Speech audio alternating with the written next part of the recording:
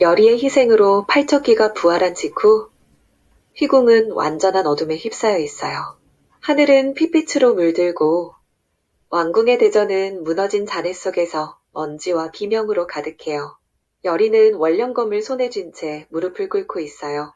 그녀의 몸에서 붉은 기운이 스며나오며 생명이 점점 꺼져가고 있죠. 강철이는 열의를 품에 안고 열의, 제발 나를 두고 가지 마라며 울부짖어요.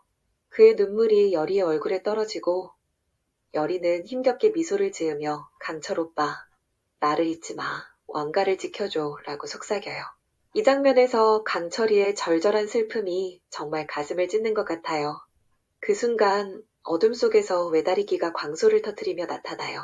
바보 같은 계집, 내 피는 저주를 풀지 않았다. 오히려 나를 완전히 부활시켰어 라고 외치며 섬뜩한 웃음을 짓죠. 외다리기의 손에는 현령서가 들려있고 그 표정은 승리를 확신한 듯해요. 강철이는 이를 악물고 내 놈이 감히 열의를 이렇게 만들다니 라며 분노로 몸을 떨며 달려들지만 그의 몸은 이미 한계에 다다라 있어요. 윤갑의 인간 몸에 갇힌 강철이는 실력을 제대로 발휘하지 못하고 외다리기의 검은 연기에 휩싸여 쓰러질 뻔하죠. 이 상황에서 강철이의 무력감이 정말 안타깝게 느껴지네요. 그때 어둠 속에서 빛이 번쩍이며 비비가 나타나요. 그녀의 눈빛은 신비롭고 손에는 은혜 스님의 오래된 부적이 들려 있어요. 비비는 열의에게 다가가 열의, 아직 끝난 게 아니야. 내 운명은 저주로 끝나지 않아라며 차분하게 말해요. 비비는 부적을 열의의 손에 쥐어주며 진정한 봉인은 희생이 아닌 사랑으로 완성된다 라는 은혜 스님의 메시지를 전하죠. 부적에서 은은한 빛이 깜빡이며 휘궁 전체를 감싸요. 팔척귀는 크아악이라며 괴성을 지르며 잠시 물러나지만 완전히 사라지지는 않아요. 외다리끼는 여전히 어둠 속에서 이건 끝이 아니야. 휘궁은 영원히 저주 속에 갇힐 거다라며 웃음을 터뜨리죠. 이 장면에서 새로운 희망과 함께 긴장감이 더해지는 느낌이 들어요. 강철이는 열의를 안고 비비에게 어떻게 해야 열의를 살릴 수 있냐라며 다급하게 물어요. 비비는 무거운 표정으로 열의의 피는 저주와 연결되어 있어. 그녀를 살리려면 팔척귀를 완전히 봉인해야 하지만 그 과정에서 내가 모든 것을 잃을 수도 있다. 강철아 라고 경고해요. 강철이는 잠시 멈칫하지만 열의의 손을 꽉 잡으며 열의를 살릴 수만 있다면 내 실력도 내 존재도 다 바칠 거야 라고 단호하게 말하죠. 비비는 고개를 끄덕이며 그럼 은혜 스님의 유산, 원령검의 진정한 힘을 깨워야 해. 그 검은 단순한 무기가 아니야. 무녀의 피와 사랑으로만 완성되는 봉인의 열쇠지라고 설명해요. 이 장면에서 강철이의 결심이 정말 단단하게 다가오네요. 한편 김봉희는 휘궁의 혼란을 틈타 자신의 음모를 계속 밀어붙이고 있어요.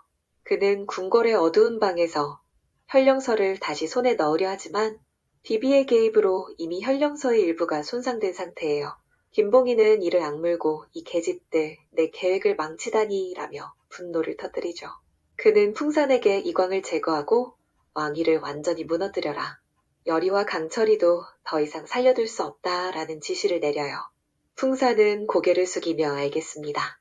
대감님이라고 대답하지만 속으로는 이렇게 가다간 나도 위험해질 텐데 라며 불안한 표정을 짓죠. 김봉인의 야심이 점점 더 위험해지는 모습이 정말 소름 돋게 느껴져요. 강철이와 비비는 열의를 데리고 은혜 스님의 유산이 숨겨진 봉우리로 향해요. 봉우리는 안개로 뒤덮여 있고 바람이 스쳐 지나갈 때마다 으스스한 소리가 울려요. 비비는 이곳에서 원령검의 진정한 힘을 깨울 수 있어. 하지만 팔척기가 다시 깨어나기 전에 서둘러야 해라며 재촉하죠.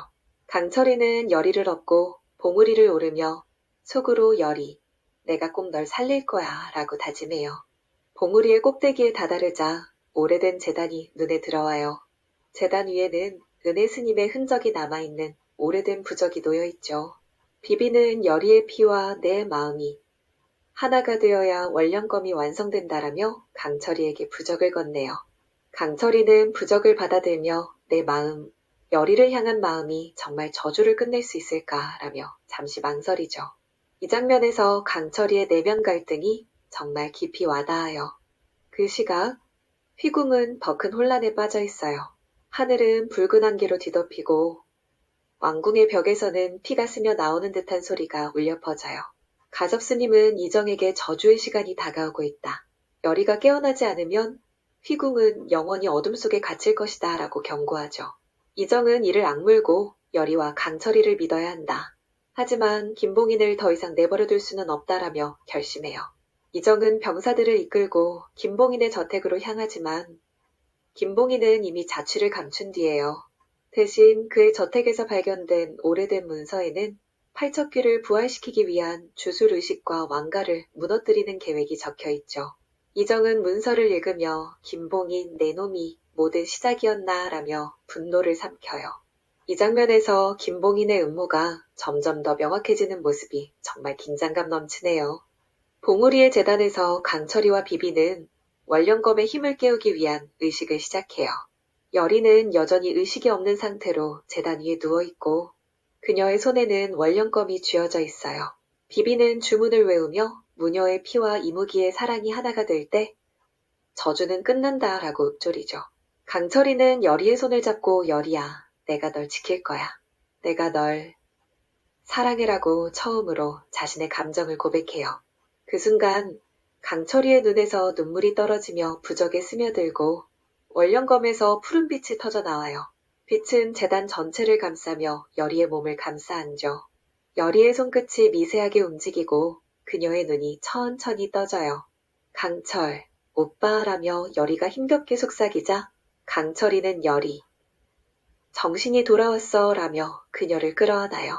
이 장면에서 두 사람의 감정이 폭발하는 순간이 정말 감동적으로 다가오네요. 하지만 기쁨도 잠시 봉우리의 안개 속에서 팔척귀가 다시 나타나요. 내 놈들이 감히 나를 완전히 봉인할 수 있을 것 같으냐 라며 으르렁거리고 그의 몸에서 검은 연기가 뿜어져 나와요. 팔척귀는 은혜스님의 혼이 깃든 존재로 열이의 피로 인해 완전히 부활한 상태예요. 강철이는 열이를 보호하며 이번엔 내가 끝장을 낸다 라며 원령검을 들고 달려들죠. 하지만 그의 실력은 여전히 제약이 많아 팔척귀의 연기에 밀리고 몸이 점점 무너져가요.